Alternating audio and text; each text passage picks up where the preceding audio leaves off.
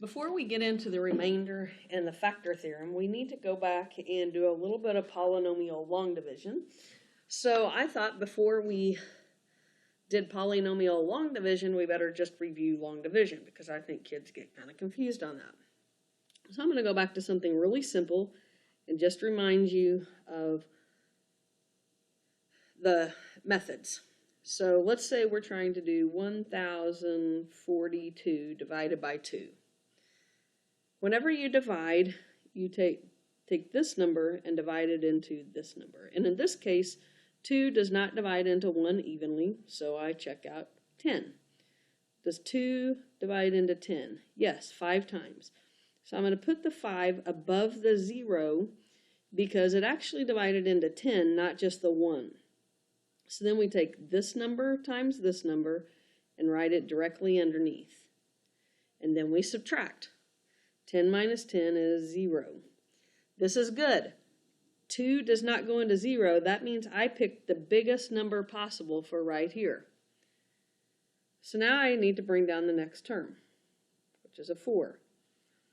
Does 2 go into 4? Yes, it goes 2 times. And then 2 times 2 is 4, and then I subtract. 4 minus 4 is 0, so that's good. And I'm going to bring down the last number, which is a 2, and 2 goes into 2 one time. 1 times 2 is 2, and when I subtract that, I get 0. So what should happen in the end is I should be able to take this number times this number. I found the 2 factors of this number. Let's do one more using numbers. Let's do 3 divided into 1,331. So I want to start by deciding, does 3 divide into 1? Nope. So I'm going to have to check 3 into 13. Yes, that goes 4 times. I write the 4 above the 3. 4 times 3 is 12. And then I'm going to subtract. 13 minus 12 is 1. 3 does not go into 1, so I know I picked the biggest multiple. Then I want to bring down my next term. 3 goes into 13 4 times. 4 times 3 is 12. Subtract and I get 1. Bring down the 1. And now I'm deciding, does 3 go into 11? Yep. It goes 3 times. 3 times 3 is 9. But this time when I subtract, I have a leftover. But this leftover is not big enough for 3 to go into this. So that means I only have part of what I wanted to start with. So this is the remainder. Your teacher probably had you write it like this in elementary. You have a remainder of 2, and we're going to go ahead and say we have a remainder of 2 parts out of 3 parts. So if I wrote this number, I would say it goes in 443 2/3 times. So I'm writing it like that to kind of show you how we'll do whenever it's long division. I just had a part out of a whole left over. Okay, let's see if we can transfer this to polynomials. We'll start off with one like this. Let's do 2x to the 4th plus 3x cubed plus 5x minus 1 divided by x squared minus 2x plus 2. Now I want to go back and remind you on this example I used first. Notice when I did 1042, I didn't write like this because that represents 142. If I wanted this to be 1000, I needed a 0 in the 100 spot to move the 1 over to the 1000 spot. So the 0 was really the placeholder for 100. That pertains to this particular problem. If I'm going to divide this number by this number, I need to make sure that when I write my number underneath, I have a placeholder for each term. So I'm going to have 2x to the 4th plus 3x cubed. Notice there is no x squared term, so I'm going to put a placeholder, 0x squared plus 5x minus 1. And I'm going to divide that by x squared minus 2x plus 2. All right. I'm going to start off by seeing how many times this goes into this. So what I'm really looking for is the number I multiply times x squared that gives me 2x to the 4th. and that would be 2 and x, whoops, started off almost writing that in the wrong place. It's going to be 2x squared, so I have to write that above the x squared term.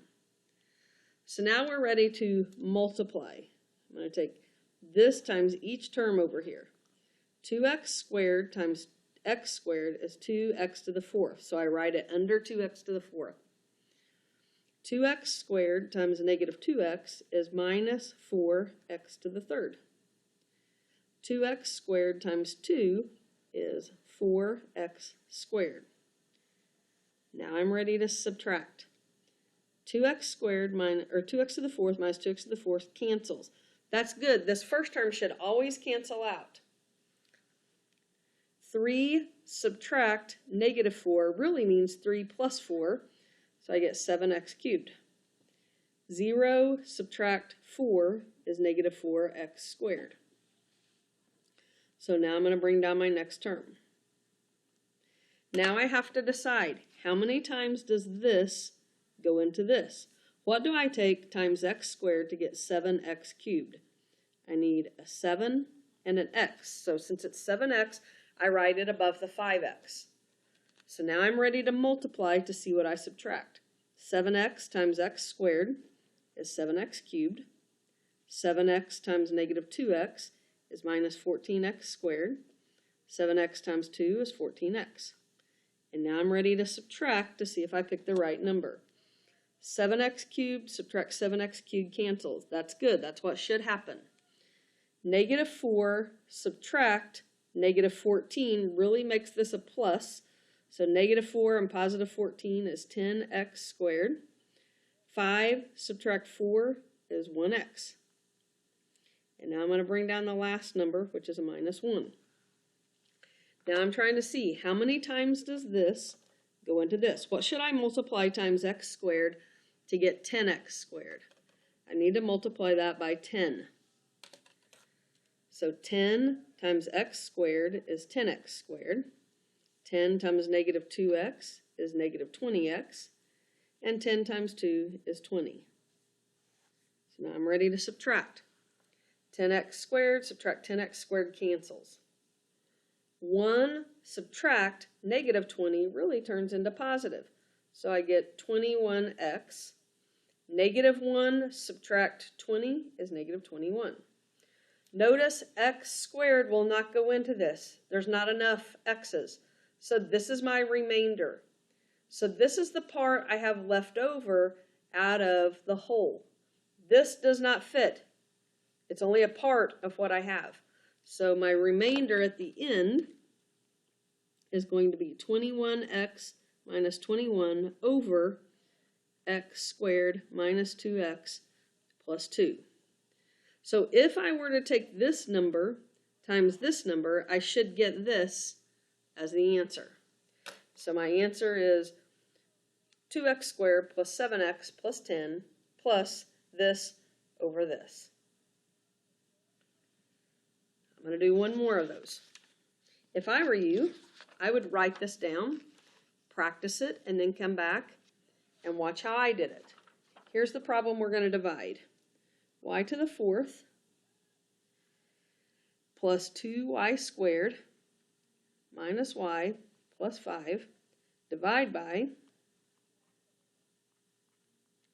y squared minus y plus 1. Now remember, when you put this in your division box, don't forget your placeholders. So pause it, try it, and then unpause and see how you did. So when I put my numbers in my box, I have a y to the fourth, and there's one of those. I don't have any cubes, so I'm going to put 0y cubed plus 2y squared minus y to the first plus 5. And I'm going to divide that by y squared minus y plus 1. So I've got to think, what do I take times y squared to get y to the fourth? And that is y squared. So y squared times y squared is y to the fourth. Y squared times negative y is minus y to the third. Y squared times 1 is y squared. And now I'm going to subtract. These cancel. 0 subtract 1 is like 0 plus 1. So I have 1y cubed. 2 subtract 1 is just 1y squared. And now I'm going to bring down the y. Now I have to think, what do I take times y squared to get y to the third? I would just need a y. Whoops. So I just need a y here. All right, multiply. Y times y squared, y cubed. Y times negative y minus y squared. Y times 1 is y. And now I'm going to subtract. Y cubes cancel. 1 subtract 1 is like 1 plus 1, so I have 2y squared. Negative y minus y is minus 2y. And then I'm going to bring down the 5. So then I have to think, what do I take times y squared to get 2y squared? That would be a 2. So 2 times y squared is 2y squared. 2 times negative y is minus 2y. And 2 times 1 is 2. And now I'm going to subtract. These cancel. Negative 2 subtract negative 2 really becomes a plus. So these cancel as well. 5 subtract 2 is 3. So my remainder is 3 out of y squared minus y plus 1. So if I took this times this, I should get this.